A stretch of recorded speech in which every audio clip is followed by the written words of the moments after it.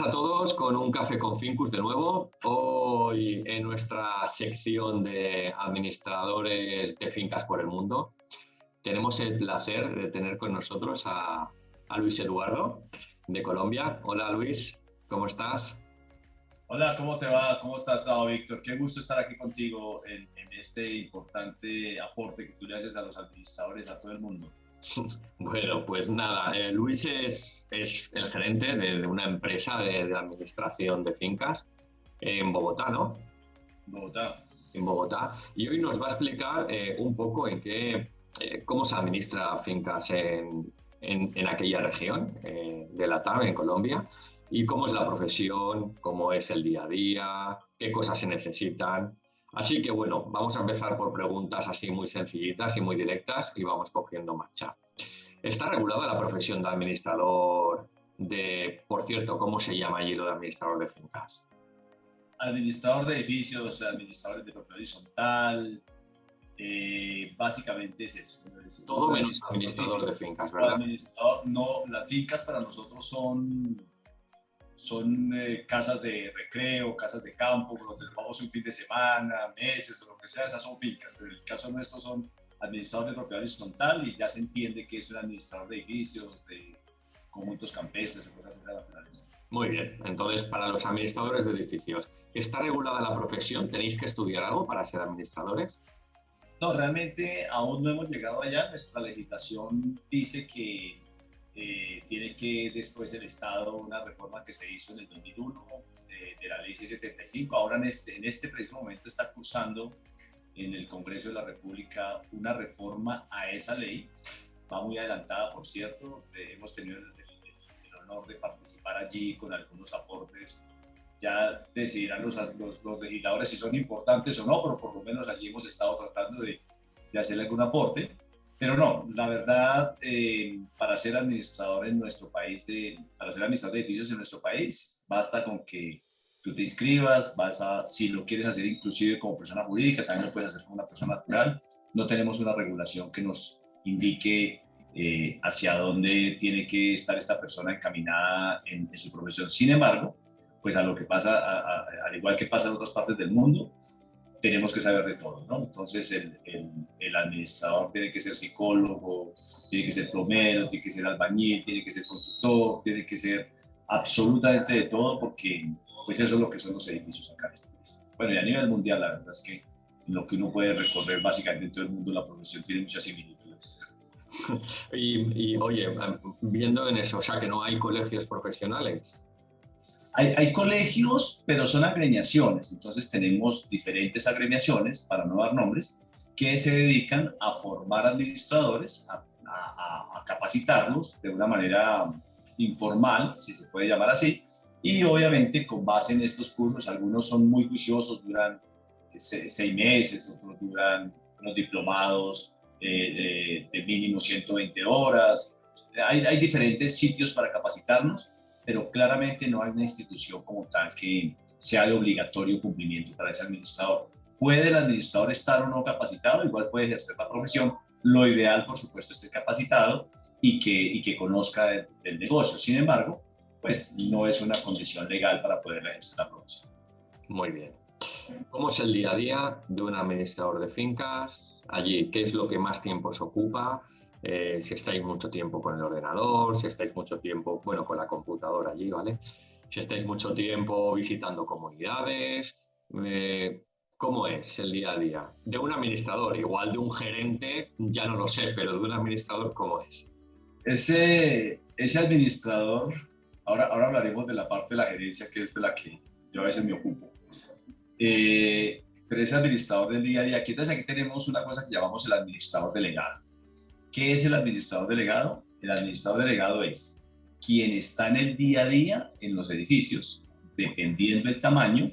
Está en algunos casos, en el caso particular nuestro, por ejemplo, tenemos algunos administradores que sí o sí necesitamos que estén todo el día por la magnitud del edificio, inclusive algunos donde tenemos clubhouse, entendiendo por sauna, piscina, jacuzzi, todo ese tipo de adicionales que tienen la copropiedad.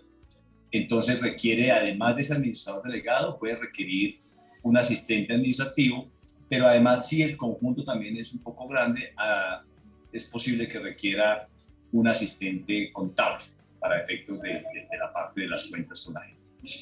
Entonces, se supone que ese administrador llega, tiene una rutina de visitar el edificio, de mirar que las plantas estén bien, que las plantas eléctricas, entendiendo por planta eléctrica, que las motobombas estén bien, que todo lo que es circuito cerrado, televisión, absolutamente todo eso funcione. Ese es el mundo ideal, donde con un checklist llega, va revisando permanentemente a través de su personal de vigilancia, a través de su personal de aseo cuando no pase de manera directa. Pero ese es el plan de trabajo que uno le traza, que usted dice, mire, los lunes hace esto, los martes hace esto, los miércoles hace esto. Otra cosa es la realidad, porque cuando llega al edificio, pues se encuentra con que, oiga, mire, la señora del piso quinto tiene un problema de una filtración, la otra señora tiene problemas con el perrito, la otra señora tiene problemas con el gatico. Entonces, a veces ese día a día que uno se programa, pues no termina siendo tan el día a día, pero básicamente lo que hace este administrador delegado es garantizar que en la copropiedad, pues se cumpla con unos récords que también se van midiendo día a día de las diferentes actividades que hace tanto vigilancia como aseo. En el caso nuestro, que no es muy común encontrar en otros países, pero particularmente en Colombia se ve, en la mayoría de edificios, ahora eso ha ido cambiando un poco por un tema de economía, más que de gusto, es de economía. Tenemos vigilante 24 horas en las porterías de los edificios. Eso en España es poco común, en el caso nuestro es muy común, ahora ya ha ido cambiando. Entonces, ese vigilante que está allí 24 horas, está uno por la mañana, otro por la noche, se cambian ahí los turnos allí, hay una regulación con relación a esa parte también, eso sí está regulado de manera normativa por el Estado.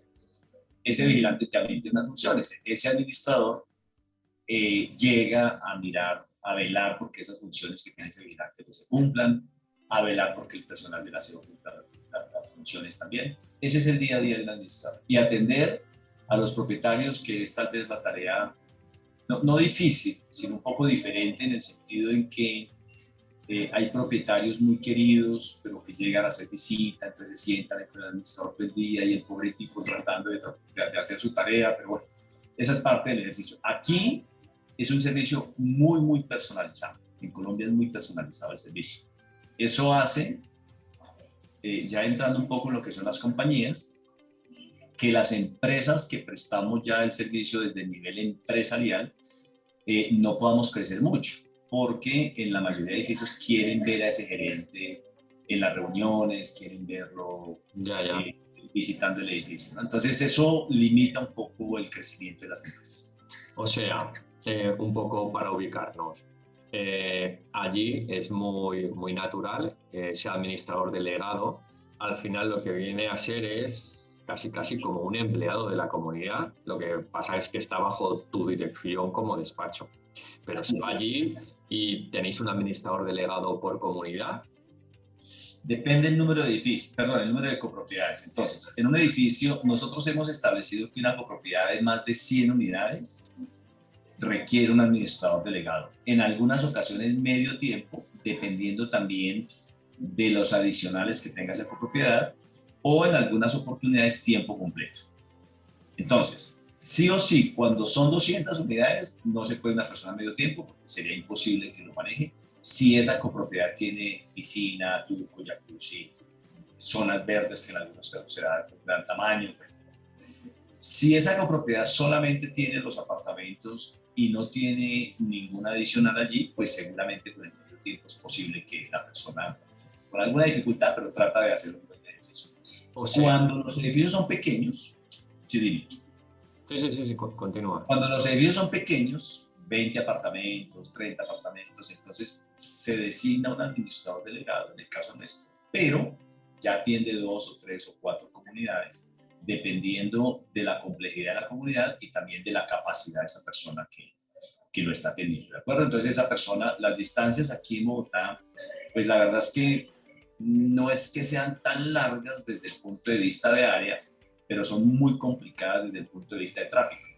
Entonces tú aquí, en ir de un sitio a otro fácilmente en 2 kilómetros, puedes gastarte 5 minutos o 2 horas, dependiendo del día, dependiendo del tráfico. Entonces uno también tiene que evaluar esa parte, y con esa evaluación lo que uno hace es que le asigna 3 o 4 o 2, dependiendo de administraciones pequeñas, a eso que llamamos nosotros a esa persona que llamamos nosotros el administrador delegado, quien se encarga de ese día a día. El día a día lo hace esa persona, siempre el día a día lo hace. Claro, así es muy difícil lo que decimos escalar o crecer porque a más comunidades tienes que contratar a más gente, ¿de acuerdo? Y por lo que veo, claro, a nosotros se nos van un poco los números, sobre todo si sacamos un poco la comparación con España, y es que claro, una sola persona que se dedique para un edificio de 200 unidades, o sea, de 200 viviendas o apartamentos, claro, aquí ya te digo yo que no salen las cuentas. Nos pasa un poco muy parecido a la última charla que tuvimos, a quien conoces muy bien, que es Ateira, ¿vale? Si los dos estáis ahí en el top ranking de administradores ahí. Con Ateira también llegamos a esa conclusión, que claro, un administrador aquí en España igual está administrando perfectamente 40, 50 edificios, ¿de acuerdo? Puede ser que alguno de ellos tenga 30, otro 40, pero perfectamente podríamos estar en esos niveles. Claro, para nosotros es inimaginable, no saldría a cuenta eso, salvo que pase lo mismo que pasaba en Panamá, que el administrador cobre muchísimo más de lo que cobra aquí, o sea, más o menos el salario medio que cobraría ese administrador delegado por gestionar ese edificio de 200 unidades, ¿podríamos hablar que podría ser un salario medio de Colombia? Sí, realmente es el salario mínimo, así como el cuento, como mínimo, pero es una persona que está, hoy en día tenemos un euro a 4.000, es una persona que está en 300, no más, 600 euros mensuales, con prestaciones y todo. Ese es un promedio, entonces a eso, pues claramente, pues uno le va sumando gastos, ¿no? Las administraciones, desde lo que paga el propietario en nuestro país, realmente yo les digo en las charlas a veces cuando asisto, señores, la administración es lo más barato que usted paga, eso es regalado, eso es lo más económico. Lo que pasa es que usted paga mantenimiento de ascensores, mantenimiento de plantas, mantenimiento de vigilancia, mantenimiento de aseo, pero el rubro del administrador es el más chico. Sin embargo, piden rebaja, pero es el más chico. O sea, que dentro de lo que es esa tarta de gastos de la comunidad, el administrador, claro, podemos estar hablando que puede ser un 15, un 20% de los... Puede estar, ojalá nosotros tuviéramos ese 15 o 20%, creo que haríamos una fiesta todos los días, ¿no? Nosotros estamos entre el 7, de pronto el 10, en algunos casos da el 5, y escasitamente, bueno, en los edificios muy pequeños de pronto alcanza el 12 o 14%, pero esa es una excepción, la verdad normalmente está entre el 7 y el 10, una media razonable. El 10% serían los gastos de administración. Muy bien. Así es, así vale, es. De acuerdo. Y ahora otra pregunta. Aparte de lo que es la propia administración de fincas, ¿lleváis otras verticales como pueda ser inmobiliaria, seguros, ese tipo de cosas las llegáis a gestionar? ¿Alquiler? Lo que pasa es que, a ver, nosotros en el caso nuestro, de la compañía nuestra, sí manejamos el tema de arrendamientos, pero hemos tratado, aquí voy a decir algo simpático, que vino un colega español y fundó una compañía administradora, a la cual tuve la oportunidad de ir allá a la inauguración, y bueno, la verdad fue una cosa muy bonita. Ahí en Bogotá, ¿no? Sí, aquí en Bogotá. Y resulta que a los 2 años, bueno, me hizo algunas preguntas, yo le dije, hombre, nosotros somos un poco diferentes en algunas cosas, y a los 2 años me llamó y me dijo, oiga, Luis Eduardo, mire, a mí me quedó sonando lo que usted me dijo, y definitivamente yo me voy porque ustedes son únicos. ¿Y la razón cuál es? La razón es porque definitivamente nosotros el tema empresarial para la propiedad horizontal estamos hasta ahora madurando en él. Nosotros hemos estado acostumbrados a la parte carismática, a la parte de que yo tengo el administrador al lado mío y me siento y le cuento, oiga, mire, entonces tuve problemas con mi señora, tuve problemas con el hijo mío, y entonces empiezo a crear una familiaridad allí, que obviamente en un nivel empresarial pues eso es tiempo, y el tiempo se vuelve un poco complicado. Entonces cuando uno no atiende a esa persona de esa manera, cuando uno le escucha en algunos casos, pues ahí va generando como una incomodidad, y obviamente ese administrador empieza a tener dificultades. Entonces, en temas de crecer, tenemos esa limitante, y es que nos gusta mucho esa atención personalizada. En otros países ya se ha logrado el estándar de que, mire, señor, entre a la aplicación, no se preocupe, ahí está la información, bájela, descárguela y ya. En el caso nuestro, todavía nos gusta que nos la expliquen mucho. Pero, en términos generales, ese administrador delegado, como decíamos, finalmente va cumpliendo ese día a día en cada propiedad, ¿de acuerdo? Muy bien. Vamos, por lo que veo, es una barrera de entrada también, que es un punto a favor vuestro, en el sentido que grandes cadenas americanas o alguien que quiera montarlo en plan así masivo, muy digital, administrador de fincas online y algunas cosas que se empiezan a ver por aquí en Europa, allí aún va a tardar un poquitín más, porque la gente está habituada a ese trato tan personalizado, que es muy bueno, por cierto, ¿vale? Porque al final sí que es cierto que igual nos deja crecer, pero también es cierto que no se puede meter ahí alguien a administrar fincas que no esté en el terreno, ¿no? Claro. Sí, la verdad eso tiene, tiene la cosa negativa a nivel empresarial, es que no permite expandirse mucho, esa es una realidad. Y te voy a contar algo, por ejemplo, una empresa grande en nuestro país, pero inmensamente grande, o sea, para nosotros es algo desbordado. Si alguien en Colombia te dice, no, mire, yo administro 300 edificios, tú dices, pero ¿cómo lo hace? O sea, eso es completamente inimaginable desde un punto de vista de la estructura como funciona hoy.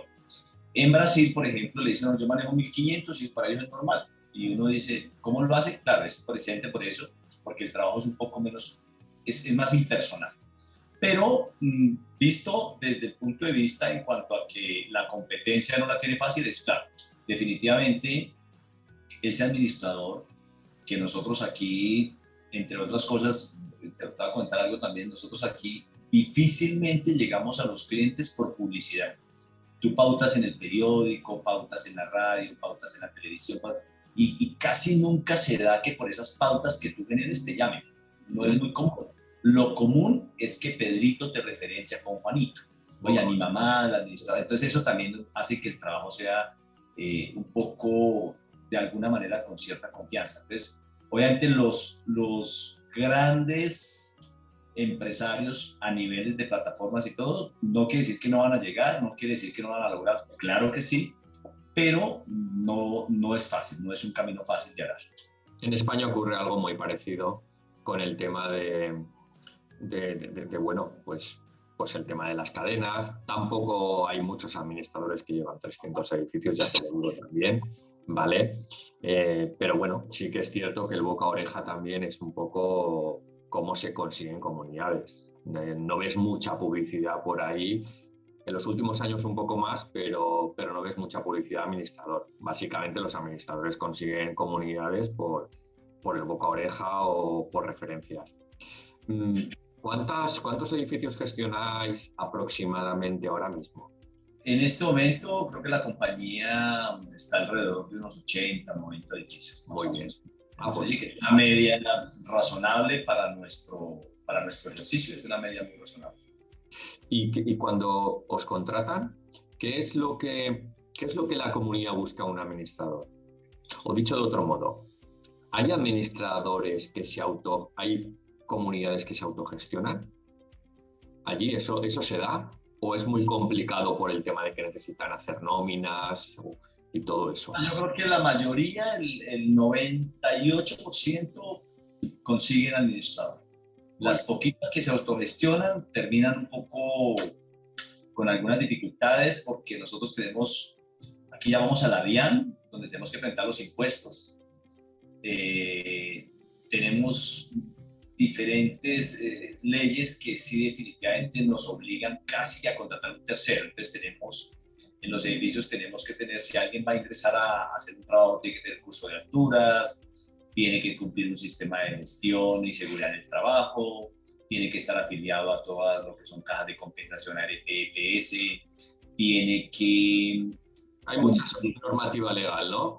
Requisitos. Entonces, ¿qué pasa? Ese que se autogestiona, es posible que lo haga de muy buena voluntad, pero si no tiene esa claridad en qué es lo que tiene que exigirle a esa persona que va a llegar, pues muy posiblemente, si no pasa nada, pues no ocurrió nada. Pero si llegase el caso, hay un accidente o alguna cosa, esa comunidad se va a ver metida en problemas. Con lo cual casi siempre terminan tercerizando.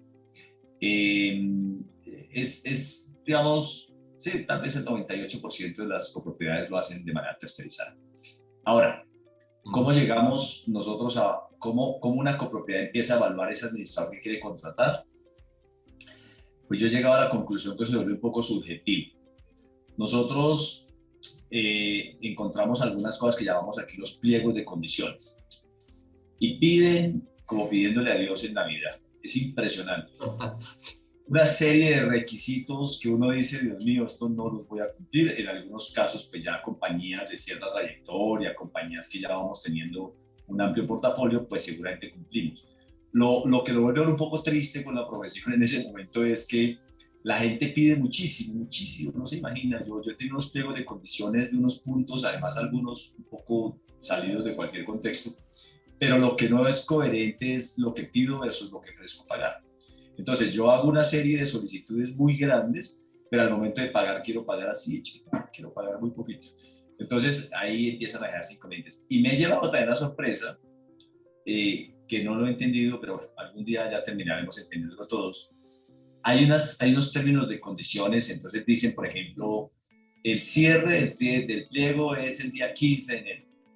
Entonces uno dice, bueno, pues hoy es 16, ya no alcanzo porque pues ya era hasta ayer, yo no voy a presentar absolutamente nada. Y de pronto nos llama un presidente de un consejo de administradores, sacamos un pliego de condiciones, no se imagina, no llegó ninguna propuesta. O nos llegaron 2 y no cumplen los requisitos. Pero no lo vamos a declarar de cierto porque digamos que los administradores mándenme la propuesta. Entonces, digamos que no hay todavía una metodología que permita, si bien es cierto, muchos edificios tratan de hacerlo, de hecho los empresariales son muy viciosos y ahí hay otro nivel bien importante, de hecho ahí creo que es un gremio importante para nosotros los administradores en Colombia. Administrar lo empresarial creo que es un plus importante, menos desgaste, más rentabilidad y mucho más organización. Pero ¿es administrador lo empresarial? Claro, nosotros manejamos ambos temas, manejamos empresarial y vivienda. Vale. En vivienda, la diferencia que tenemos entre uno y el otro, y esto pues de manera jocosa, es que el que está en la oficina realmente está ocupado. Entonces el tipo está con el tiempo medido, dice, mire, yo tengo junta de 9 a 10, de 9 a 11 y ya terminamos. El que está en la casa, al final del camino, pues bajan las reuniones aquí son en la noche, ya baja, pues seguramente ha cenado, ya el hombre está tranquilo, le pueden dar las 10, las 11, las 12, las 1 de la mañana con toda tranquilidad y no pasa nada. Eso hace un poco diferente la circunstancia allí en el tema de la gestión en cuanto a vivienda y en cuanto a oficinas. Ahora bien, esa selección, para contestarte tu pregunta, trata de ser, la verdad la gente trata de hacer lo más objetivo posible y veo que se esfuerzan por decir, mire, mándenme la experiencia, todo ese tipo de cosas. Sin embargo, todavía encontramos algunos aspectos de subjetividad. Entonces, oye, ¿sabe que el tipo me cayó bien? Entonces, nombrémoslo. O a veces de pronto puede llegar la mejor hoja de vida, a veces puede llegar, pero dicen, no, miren, nuestro presupuesto está muy bajito, entonces no podemos contratar a esa persona. Digamos que nos falta madurar un poquito en esa parte para llegar a tener un buen administrador, pero la primera cosa que yo les recomiendo a los propietarios es, oye, maduremos desde 2 aspectos. Desde cómo lo vamos a seleccionar, me parece importante, pero también desde cuánto le vamos a pagar. Porque si no lo maduramos así, pues no vamos a tener que nuestro administrador sea el administrador ideal para nuestro punto. Y al igual que pasa en España, se vuelve subjetivo, ¿no? El servicio. Claro, muchas veces, bueno, en el último podcast que hicimos, en uno de los últimos vídeos, proponíamos precisamente a la hora de presentar propuestas, me acuerdo que hubo una masterclass, no sé si te acuerdas, que coincidimos en Dubái y tal, que sí. ofrecer distintas propuestas con distinto nivel de servicio. Entonces ahí pues es mucho más fácil entrar. Pero bueno, hay trucos. Lo que pasa es que aquí la experiencia nos ha dicho que tú entras diciendo que vas a hacer hasta aquí, pero al final del camino terminas haciendo el doble de ello porque la gente termina no entendiendo. La gente termina no entendiendo, mire señor, usted contrató hasta aquí, de aquí para adelante. Entonces la respuesta obvia que le hacen a uno, mira, pero ¿cómo así? O sea, tú me vas a cobrar algo más por hacer una carta adicional, me parece el colmo. Y uno termina diciendo, bueno, entonces después de esa cartica adicional, viene lo otro adicional, y al final del camino se vuelve todo adicional a cero costo.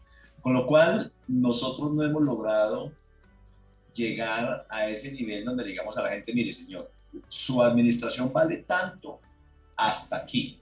Si usted quiere un nivel de servicio mayor o que le vale más, y la verdad no lo veo muy fácil en nuestro país. Aquí somos como todo integral y ojalá lo más poquito posible que nos coste.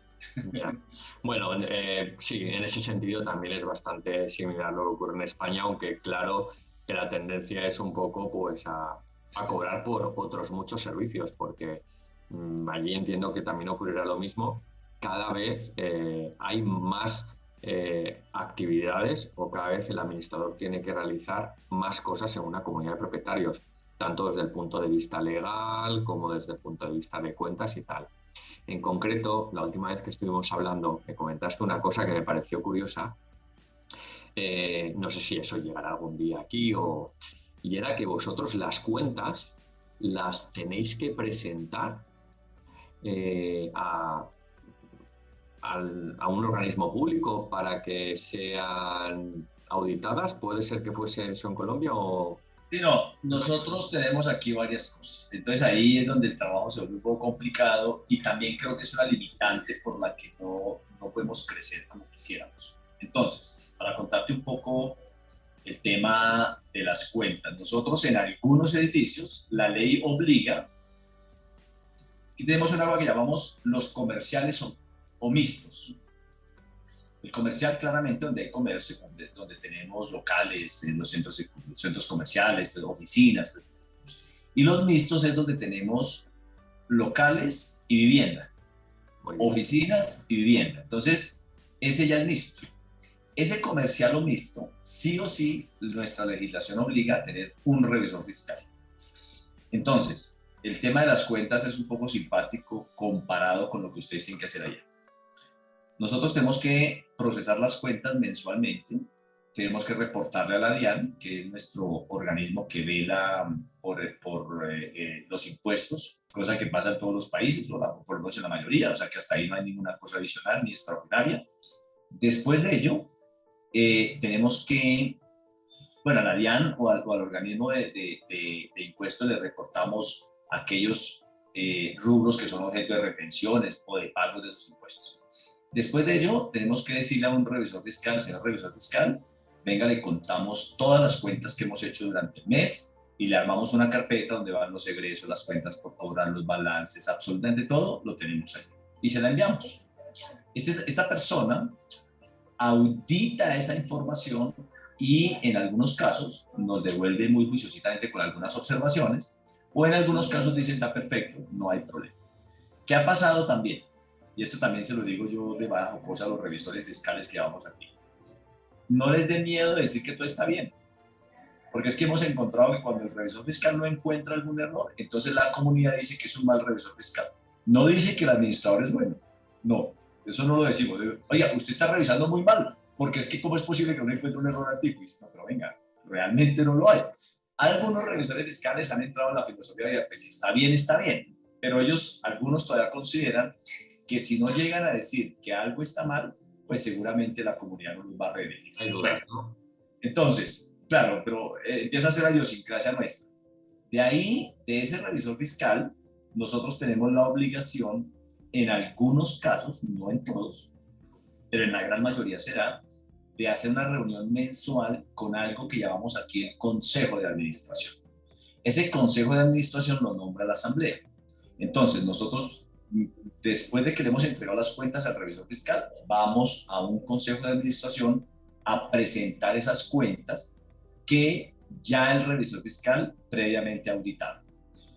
Con un agravante, a veces encontramos personas muy objetivas, muy capacitadas, que claramente entienden la información.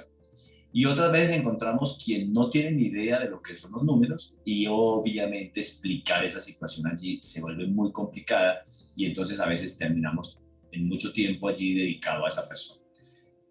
Porque todavía no hemos aprendido a creerle al revisor fiscal. A decir, señor revisor fiscal, ¿eso está bien? Sí, bueno, listo. Si usted dice que está bien, para eso lo contraté. Yo no voy a revisar nada, si usted dice que está bien. Para que me centre yo. Tenéis que hacer las cuentas de manera mensual. presentar un informe, presentar una declaración, porque hay que declarar unos impuestos de ámbito mensual. Luego eso se presenta a un auditor público, ¿vale? Del gobierno, os Sí, audita las cuentas, os da el informe y luego os tenéis que reunir con la junta directiva, en vuestro caso, consejo de administración de la comunidad, que son propietarios, que saben y no saben lo que sean, para que ya con el informe auditado y con la auditoría os digan que adelante. Y a partir de ahí es cuando giráis ese recibo, esa cuota a los propietarios para que paguen. No, mensualmente, independientemente de cualquier cosa, nosotros causamos a la administración todos los meses. Aquí funcionamos diferente también a otros países, particularmente a Chile, que hemos tenido la oportunidad de conocer cómo funcionan ellos. Nosotros aquí funcionamos distinto. Nosotros aquí tenemos un presupuesto mensual de gastos. Entonces nosotros le decimos a la comunidad, mire señor copropietario, durante el año usted va a tener este presupuesto, tanto de luz, tanto de agua, tanto de gas, tanto de vigilancia, tanto de aseo, tanto del seguro, de las áreas comunes, absolutamente todo. Eso vale 20.000 euros al mes. 20.000 euros al mes distribuido entre sus coeficientes, a cada uno le toca aportar tanto. Sí o sí, yo le hago una cuenta de cobro todos los meses a esa persona para que esa persona cancele. Y con base en ese cobro que hacemos mensualmente, vamos haciendo los gastos. ¿Qué hace el auditor de cuentas? Revisa que los gastos que hicimos correspondan, por supuesto, a los gastos de la copropiedad, que no nos hayamos excedido en temas de proveedores, y además que ojalá todos los propietarios hayan pagado. Algunos propietarios no pagan, entonces ahí ya se le va generando un problema a la comunidad porque empieza a tener situaciones de flujo de caja. Pero una vez, volviendo a nuestro proceso de las cuentas, vamos a ese consejo de administración. Ese consejo de administración tiene dos finalidades o tres finalidades. Una finalidad es revisar esas cuentas. En principio, para la asamblea de copropietarios, que es lo que hacemos cada año, ese consejo preaprueba esas cuentas. Es decir, dice, sí, yo estoy de acuerdo con las cuentas o no estoy de acuerdo y toca, pues hasta que ojalá estén de acuerdo todos para que no lleguemos a una asamblea ya patinando. Y lo otro es que presentamos un informe mensual de las actividades que hemos desarrollado en ese edificio durante el mes inmediatamente anterior. Y lo otro que hacemos es programar las actividades que se van a hacer a corto, mediano y largo plazo. Eso sucede casi en todos los edificios, todos los meses. Algunos edificios son benévolos y dicen, mire, no lo hagamos mensual, hagámoslo trimestral. Cuando dice trimestral, eso es un logro. Pero la verdad es que casi siempre son mensuales. Por eso es el desgaste y por ello claramente no se pueden manejar muchas comunidades. Para los que el funcionamiento, por ejemplo, en países como en Chile, es que todos los meses hace una liquidación de gastos y en función de esa liquidación de gastos se pasa una cuota a los propietarios. Vosotros funcionáis muy parecido a España, que es un presupuesto cerrado, y al final del año, en su caso, lo que se hace es una regularización. Se dice, esto se ha pagado todo, o hizo falta. Estos son los gastos y esta es la diferencia. ¿Qué hacemos con esta diferencia, no? Poco vendría a ser así. Así es. Oye, y la diferencia es a favor o en contra. Exacto. Una cosita. El propietario que no paga, pasa como en otros países que le podéis cortar la luz o el agua. Ahí se puede hacer. Ni se puede. No, aquí el propietario que no paga, aquí el que no paga es el más bravo. Entonces se molesta cuando uno va y le cobra. Pero a ver, realmente no. Aquí no tenemos esa circunstancia, no nos la permite la ley. Nosotros no podemos. En España tampoco, ¿eh? Absolutamente no. Porque hay ciertos países que sí que lo suele pasar, ¿vale? Me han hecho aquí, cosa que yo, pues, la verdad no comparto, respeto, por supuesto, cada quien tiene la manera de hacer su trabajo como bien lo considere. Sin embargo, en el caso mío, me parece que yo particularmente no lo hago y no me parece correcto. O no, más bien correcto no me parece adecuado. En algunos casos aquí nosotros tenemos, supongo que pasará igual en España, llega la correspondencia y el vigilante lo que hace es que la mete en un casillero para que cuando llegue el propietario. Entonces, en algunos casos he encontrado que la correspondencia del moroso la mete en una caja. Entonces, cuando él llega, tiene que meter en la caja y empezar a buscar si le ha llegado la correspondencia, cosa la verdad no comparto mucho, pero bueno, esas son medidas desesperadas que algunos administradores y algunos consejos de administración toman o optan por tomar para que, según ellos, ese propietario sienta un poco de vergüenza buscando sus cosas en la caja y seguramente pues por eso va a pagar la administración. Es respetable, sin embargo nosotros pues en ninguna de las comunidades que llevamos hacemos eso porque parece que no, además porque le meto en la caja el recibo de la administración y tampoco lo va a encontrar, entonces pues ahí sí que... O sea, en vez de poner el tablón de anuncios, le tiras la correspondencia en una caja y que se apañe, ¿no? Sí, realmente no lo hacemos así. Vale. Pero bueno, eso es común. De resto, no puedes hacer absolutamente nada. No puedes... Algunos reglamentos han optado por incluir que no se les presta la piscina, que no se les presta el jacuzzi. Pero yo tengo una teoría con relación a ello. Yo digo, al final del camino, cuando tú le cobras a la persona, tú le cobras el 100% de los servicios. O sea, tú no le dices, mire, como yo le retiré el servicio del sauna, del jacuzzi, se lo voy a descontar. No, entonces al final del camino, pues son políticas que son respetables, pero pues en lo particular yo creería que yo no estaría de acuerdo. Pero bueno, también respeto quien opta por ello. Sí, a ver, sí que desde el punto de vista legal, por lo menos en España, pues no es algo muy habitual, ¿no? El cortar servicios a un propietario. De hecho, aunque no pague, ¿de acuerdo? De hecho, bueno, es más ilegal que legal. Entiendo que allí cobráis también por unidades, por viviendas, como España, dependiendo del número, cobráis una cantidad. Sí. No está regulado, no hay una tarifa estándar que uno diga, mire, por 200 unidades vale 300 euros o 500 o 1000, no. Es un poco caprichoso, dependiendo de varios factores. Primero, de la ubicación. Segundo, acá tenemos algo que llamamos el estrato, es decir, el nivel socioeconómico de las personas, aquí lo tengo estratificado.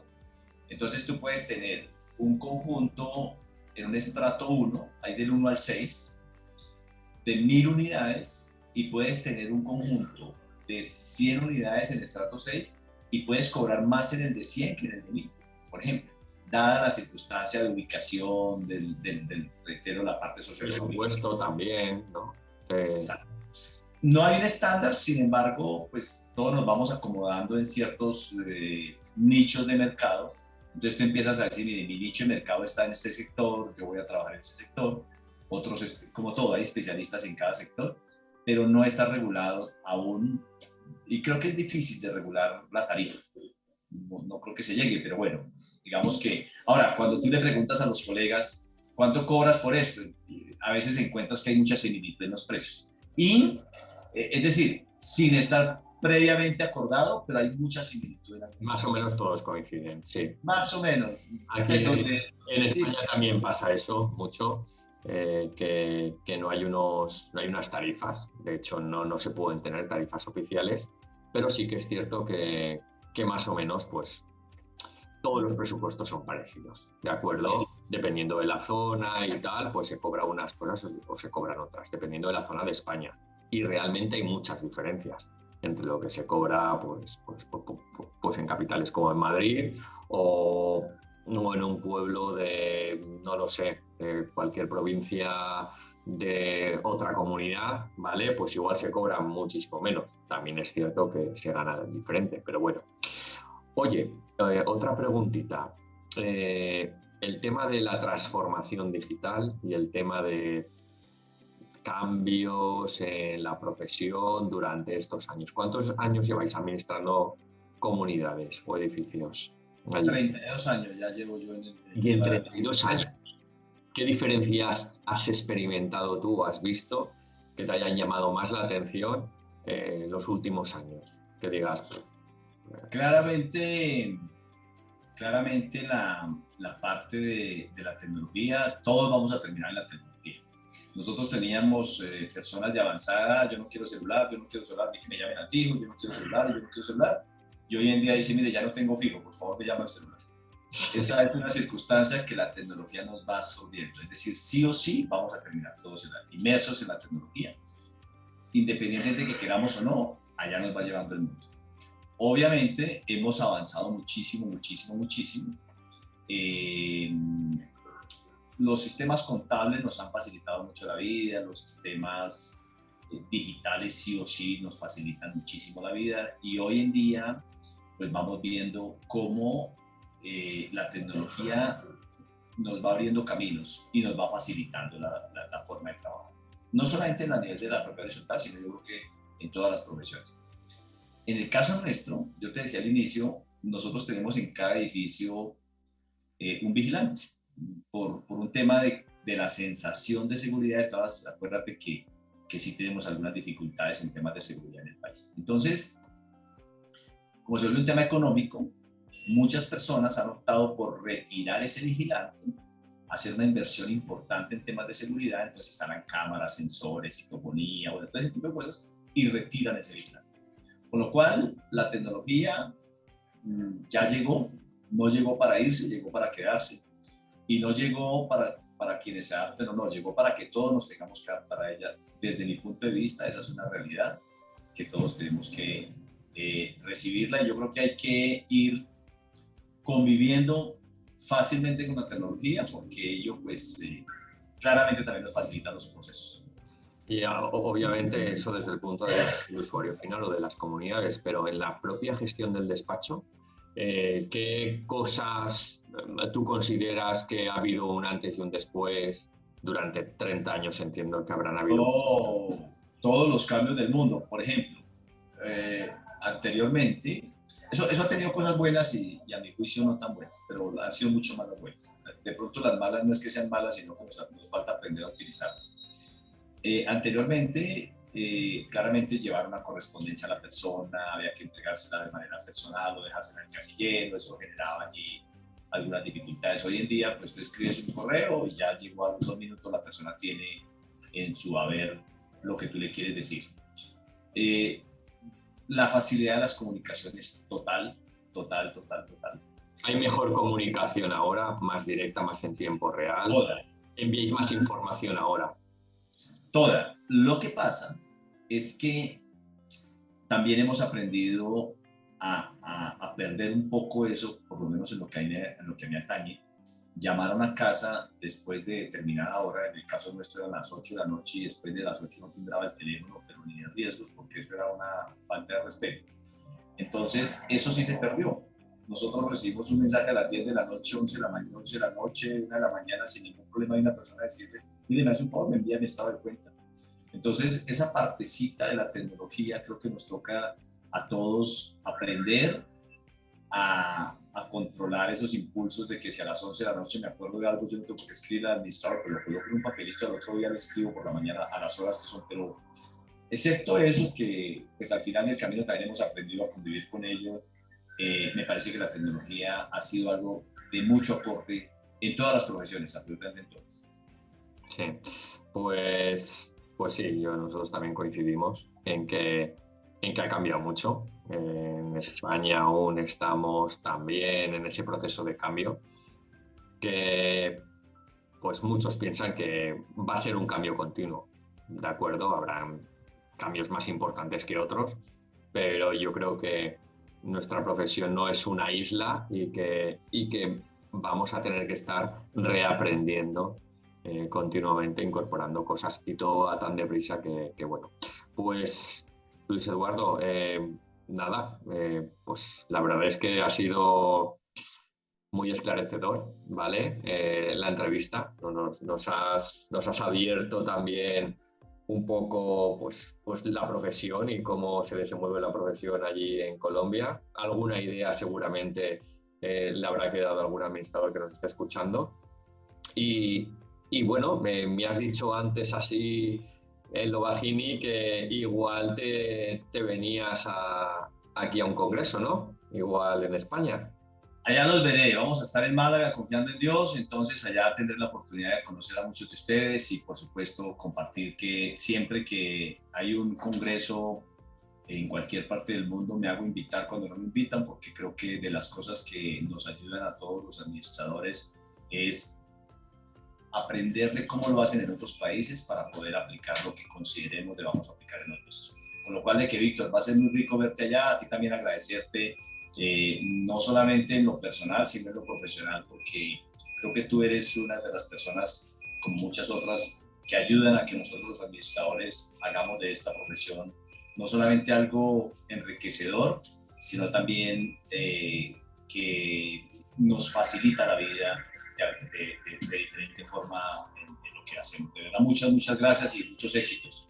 Joder, pues ya después de haber dicho esto ya no me atrevo a decir nada, la verdad. Muchas gracias, Luis. Nos vemos seguro en Málaga. Claro que sí. Y nada, ahí te esperamos con los brazos abiertos. Un abrazo, que estés bien, chao, felicidades. Adiós.